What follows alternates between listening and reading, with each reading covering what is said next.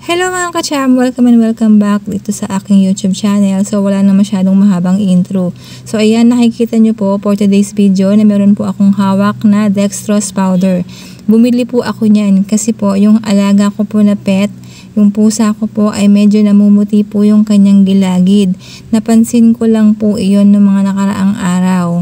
So kaya nag-decide po akong bumili nito dahil gagamitin ko po ito para sa kanya. Para po daw ito sa mga pusa na merong dehydration. Yung alaga ko po kasi, napansin ko na yung kanyang gilagid po is namumuti.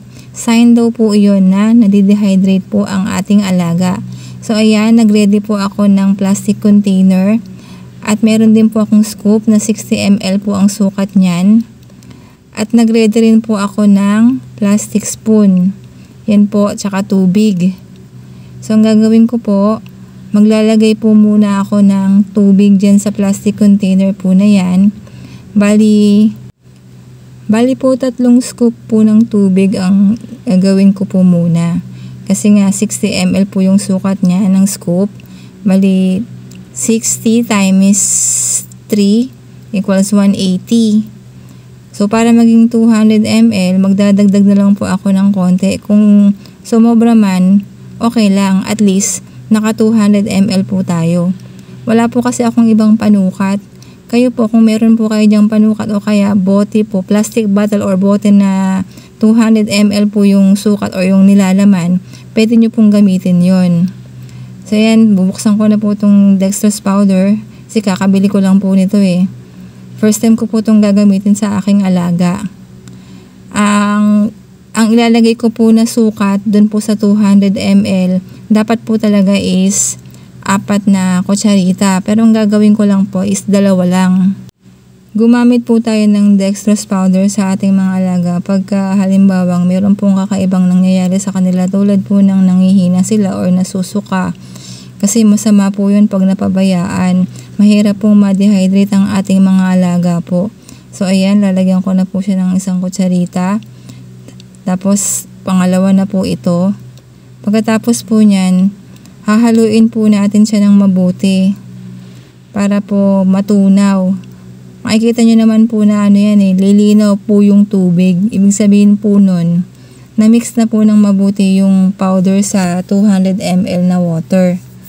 Kaya mga ka-chami, mga alaga po natin, wag po nating pababayaan na ma-dehydrate. Kaya yung pusa ko po, inagapan ko po kasi yung gilagid po niya is namumuti. Although hindi naman po siya nagsusuka. Kaso sabi ko, bakit po ganun yung kanyang gilagid? May nakapagsabi po sa akin na sign daw po yung non-dehydration. So ayan mga katsa, meron akong dropper dito. Kasi first time ko itong gagamitin, baka ako na hindi magustuhan ng alaga ko yung lasa. Kaya gagamit muna ako ng dropper. Wala namang pong sukat yan sa paglagay po sa dropper. Basta po makainom po sila. Yun po ang pinaka-importante. So ayan, paiinumin ko na po ang aking alaga. Tignan nyo po yung kanyang gilagid. Tsaka yung nguso niya po.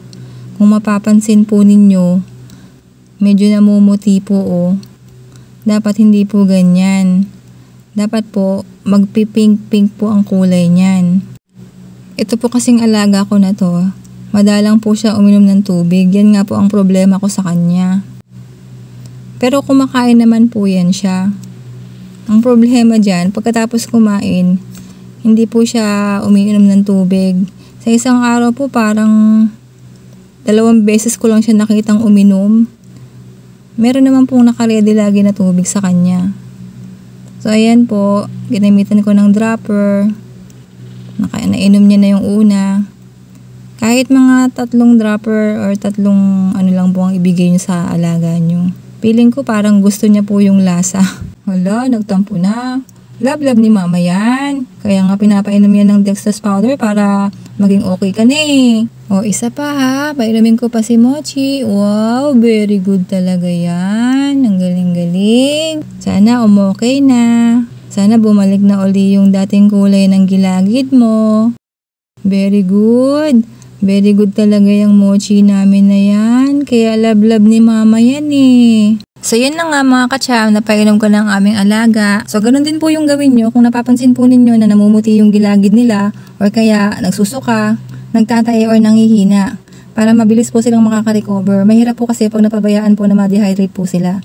So that's all for today's video. Please like, share, and subscribe. Thank you!